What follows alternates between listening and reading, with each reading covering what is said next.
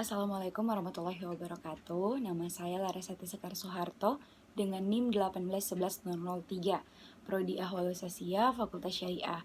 Di video kali ini saya akan membahas tentang etanasia ya, dalam mata kuliah kajian fikih kontemporer.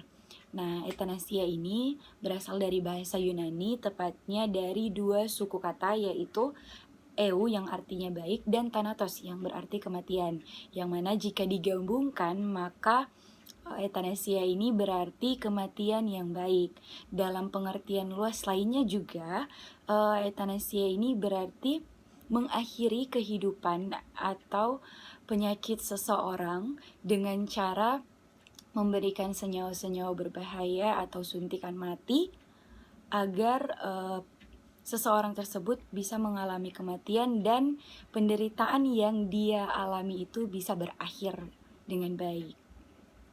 Nah, menurut klasifikasinya, etanasia ini dibagi dalam beberapa jenis. Yang pertama itu kalau dari segi permintaannya itu ada etanasia volunteer, yang mana etanasia ini dilakukan secara langsung dari permintaan si pasien atau seseorang yang menderita penyakit tertentu.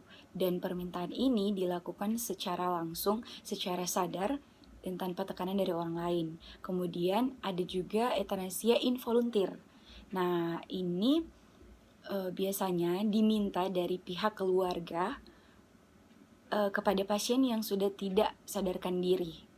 Nah, ini dimaksudkan agar si pasien sudah tidak lagi mengalami penderitaan tentang penyakitnya ini.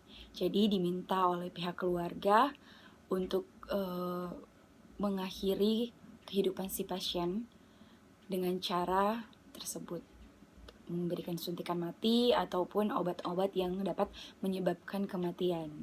Nah, kalau dari segi cara pelaksanaannya, etanasia ini terbagi atas 3 jenis atau 3 macam. Yang pertama itu ada etanasia agresif atau etanasia aktif. Nah, ini biasanya dilakukan oleh tenaga medis dengan cara tadi, dengan cara memberikan senyawa-senyawa berbahaya yang bisa dalam bentuk obat, narkoba, ataupun suntikan mati kepada pasien agar si pasien ini bisa mengalami kematian. Namun menurut saya etanasia aktif ini juga tidak hanya dilakukan oleh pasien yang berada di rumah sakit yang mengalami sakit fisik saja, tapi bisa jadi dilakukan juga oleh orang-orang yang menderita penyakit mental yang ingin mengakhiri hidupnya agar penderitaannya itu selesai. Jadi dia melakukan etanasia aktif atau menyuntikkan dirinya dengan senyawa-senyawa berbahaya agar dia mengalami kematian. Selanjutnya ada etanasia non-agresif. Nah, non-agresif ini berarti si pasien atau seseorang yang mengalami penderitaan sakit yang sudah lama dan berat menolak secara tegas untuk diobati. Nah, ini namanya etanasia non-agresif. Dia menolak secara tegas untuk diobati padahal dia sudah tahu bahwa dia tidak akan lama lagi hidupnya. Dan yang terakhir ada etanasia pasif. Nah, etanasia pasif ini biasanya adalah tindakan pemberhentian pemberian pengobatan dan perawatan kepada si pasien.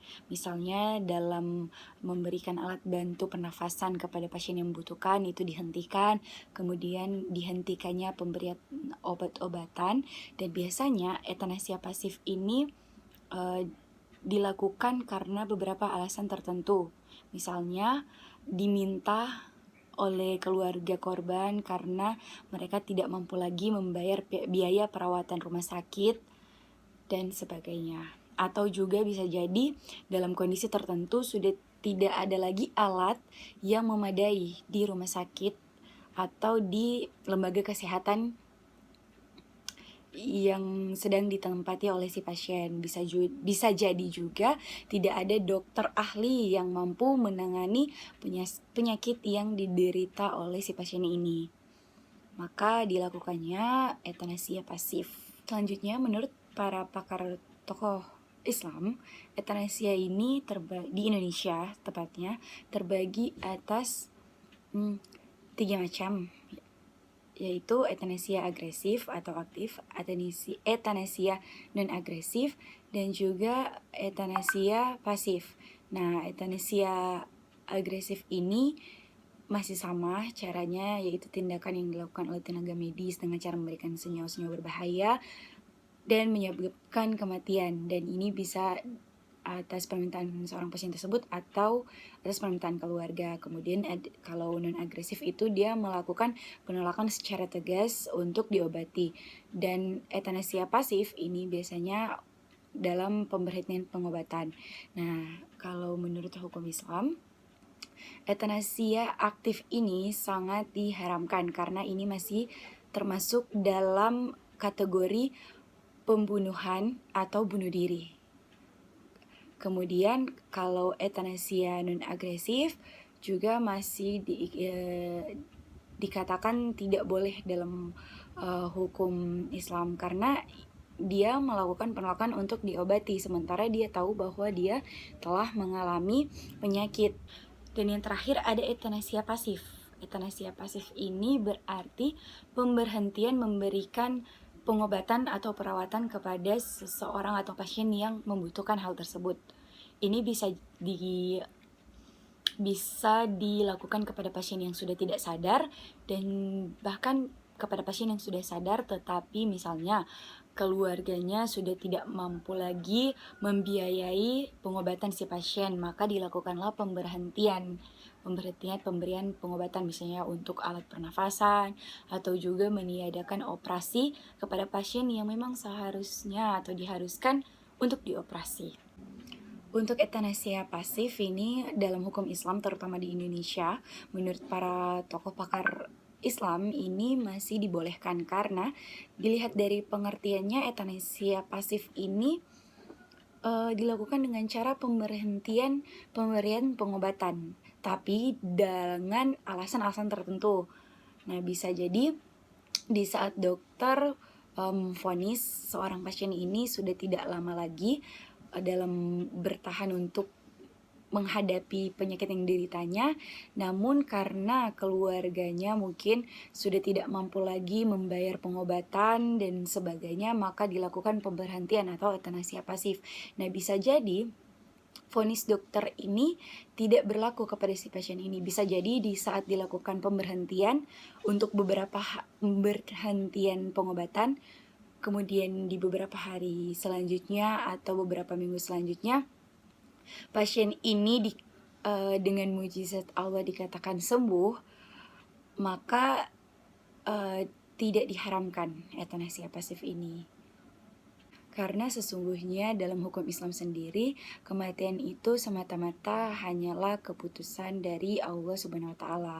Kehidupan dan kematian itu diatur oleh Allah. Jadi untuk etanesia pasif menurut para pakar-pakar tokoh Islam di Indonesia itu masih dibolehkan dan tidak diharamkan karena kematian bukan bergantung pada keputusan dokter tapi mutlak dari Allah Subhanahu wa Ta'ala.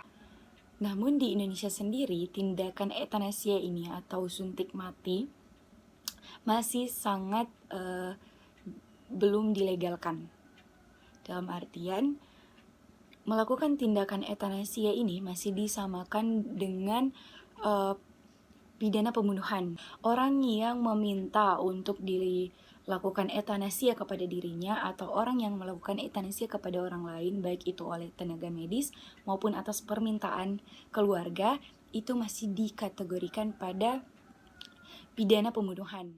Demikian video tentang penjelasan singkat dari etanesia menurut klasifikasinya, kemudian etanesia menurut hukum positif di Indonesia, dan juga etanesia menurut hukum Islam. Semoga bermanfaat. Terima kasih sudah menonton. Wassalamualaikum warahmatullahi wabarakatuh.